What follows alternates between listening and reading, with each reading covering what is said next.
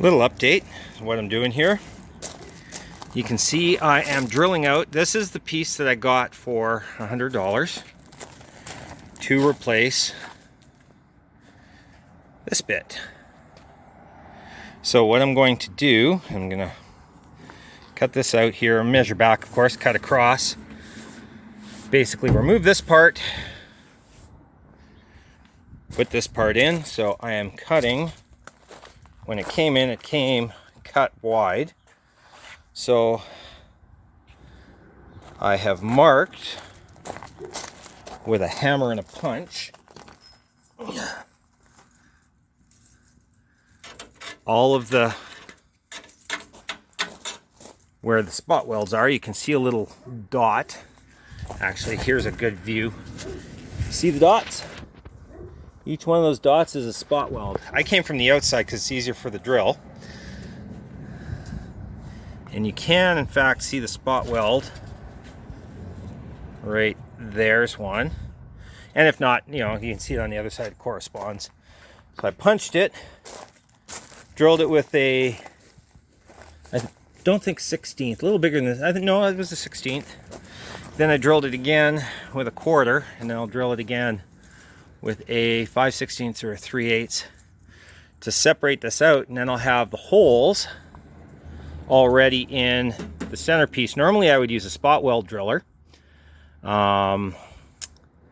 because then I have solid metal behind, but in this case I want the holes in the center section because it's going onto a solid piece in the car. I'll use a spot weld driller in the car to take, oops, my oil, to take out all of these. You can see the spot welds there. So those will come out with a spot weld driller. Boom, boom, boom, boom, boom. Leaving this part here solid. This will come out, of course, and yada, yada, yada, sis, boom, ba. The other thing I plan on doing today, this back is all beat up, but what I'm going to do is I'm actually going to cut out with a cutting wheel, I think, a little bit of this floor. I don't know quite how much, probably the bulk of it. I will cut it, but keep it straight and stutch because it's going to go back in. What that will do is that will give me access with a hammer and dolly to come up underneath, and then I can straighten all this out. So that's the plan. This is getting fussy now. I don't know quite why it doesn't want to separate. If you look in the hole, you can see that the spot weld's been drilled because you can see the 3 separate layers. But for some reason, it does not want to separate out. Oh, it's starting to a little bit, but we're going to have to fight with this. We're going to have a fight with this thing. We're going to get it done. One of the other things I should mention is that every time I drill the hole, you can see the staining on there. That's from oil. As the drill bit starts, I put a drop of oil on the drill bit. Keeps the drill bit cool, keeps it from getting too dull, because it will get dull in a hurry if you don't lubricate it. And that goes for your little bits, your big bits. Just your best bet is just get some oil on them. It works a lot easier that way. One of the issues to get this to separate is that this was painted and primed together. So I might run a knife along there because this is kind of fighting me a bit. So we will see here. Let's flip it back over. There we go. So you can see what I've been doing is hammering a cold chisel along all the welds as I've been popping them. And 1 or 2 of them have had to be popped because there's a little bit holding on, but not a lot. So I take the cold chisel, pop it in. Maybe I'll figure out a tripod or something to record this with. I've seen Ian Castley's videos. They're pretty good. I might try and emulate that a little bit. We'll see what happens, but for right now I'm just going to keep picking away here. Well then, okay, I have a tripod set up now. Well, it's not really a tripod. It's Well, it's some sort of a mount thing for my camera, which we'll do. And just so you know, the camera adds 15 pounds. I don't know how many cameras are on me, but I'm guessing there's a few. So now you can kind of see what I'm doing. What I've done, if you can hear this, is I've managed to get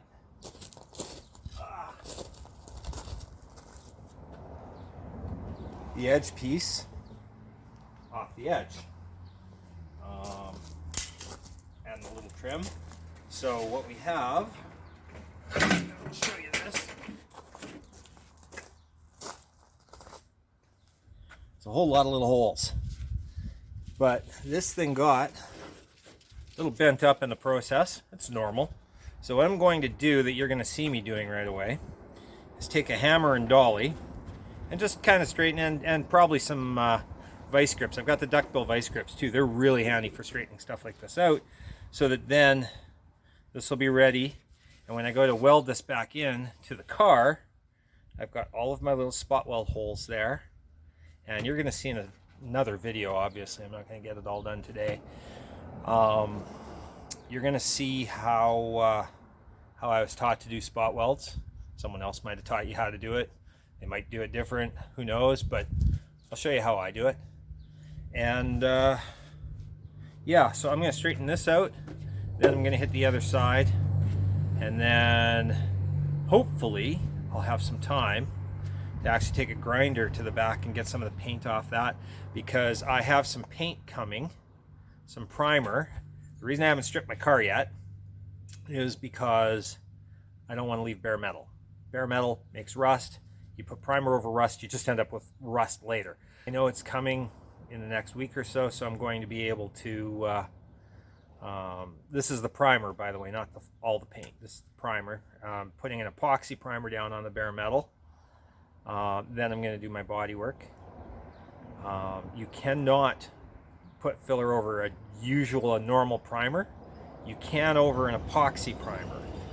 This is what I've been told anyway, by the paint companies, by bodymen, by the guy who taught me to do body work. And it just protects your metal. I'll probably grind some of it off as I'm going.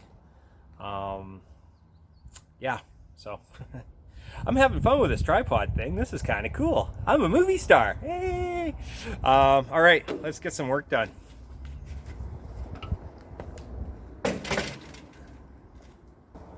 Sorry for the delay.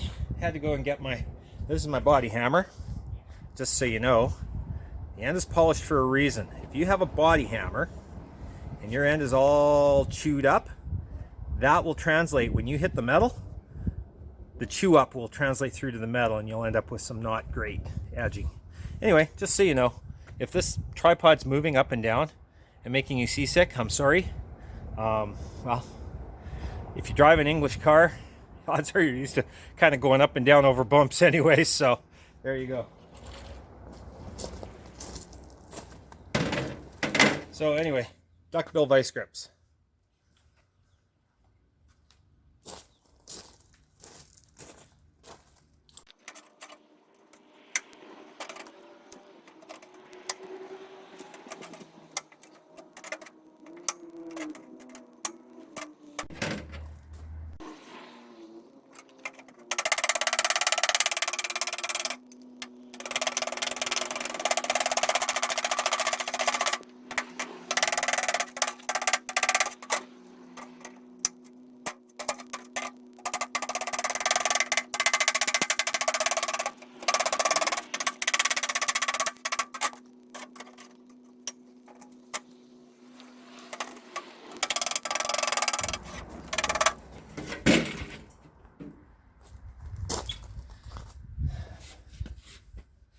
That's a lot better. See, it's nice and straight now. Now, something I should tell you, the difference between hammer on dolly and hammer off dolly. They're two different techniques for straightening metal. Actually, not quite true. They're two different techniques for working metal. For straightening metal, you go hammer off dolly, which the nearest way I can say is, if you've got a dent, you want your dolly behind. You want your dolly basically to be the shape of the metal. You want to hammer beside it and hold your dolly. So you hold your dolly in the dent. So if the dent is going in this way, you're behind the dent and you're hammering from the outside in, right? What you're doing is as you hit the metal, this is bouncing back. Hit the metal, this is bouncing back. So you don't jam it tight. Just hit it nice and loose and let it bounce. And what'll happen, and you work from the outside of the dent in, that will straighten your metal. If you go hammer on dolly, you'll hear that telltale sound. What you're doing then is you're not straightening the metal, you're stretching the metal. The reason you're stretching it is because when the metal gets caught between the two faces, it squeezes thinner. And when it squeezes thinner, the extra material pops out the sides of the hammer and basically makes a bulge, makes the metal bigger. That's where you end up with that oil can effect. You go boom, boom, boom, boom, boom, boom. We've all seen it. What you have to do then is use a torch to shrink the metal back down, heat the metal, cool it rapidly with air. It shrinks it back down. But if you go hammer on dolly too much, you're going to end up with oil canning. So if you're fixing a dent, which is not what I was doing there, I just thought I'd bring this up. If you're fixing a dent, don't hit hammer on dolly, hit hammer beside dolly. I've got about 8 or 9 different dollies that I use, different shapes. This one worked well for where that was. I have other ones with a sharper turn. I've got ones that have, you know, all kinds of different shapes. Some are long, some are small. You'll see them, I'm sure, through the process here. Anyway, that's what that is. Now I gotta go and get the I gotta drill the other side, and now with the tripod you can actually see me doing it instead of just hearing me tell you about all the wonderful things I did. You can see that I'm actually a bit of a screw up as opposed to, you know, this super guy that I try and tell you I am. Anyways, we will talk to you again once I get my drill set up.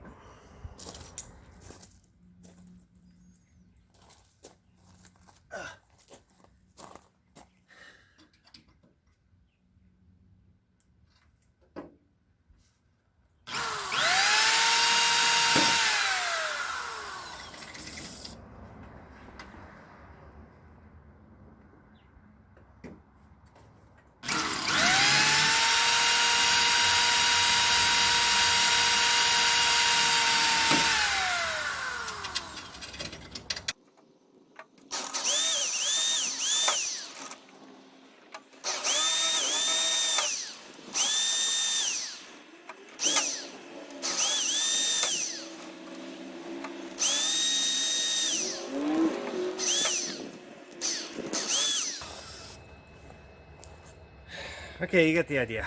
Oil, drill, oil, drill, oil, drill. First one was like a 1/16 of an inch. This one's an 1/8.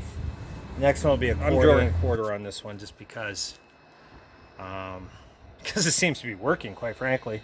And why drill a bigger hole than you have to? Yeah, so, quarter should work. Makes for a good sized spot weld. You can actually even go a little smaller, but I found if I go smaller than a quarter when I'm drilling, I don't always get the whole spot weld out. So, yeah, you get the idea. And these actually are important. I have taken more than a few little bits of metal have flown off a drill bit, off the face shield. It does happen. So, you know what? You want to be able to look at your car when you're done working on it, right?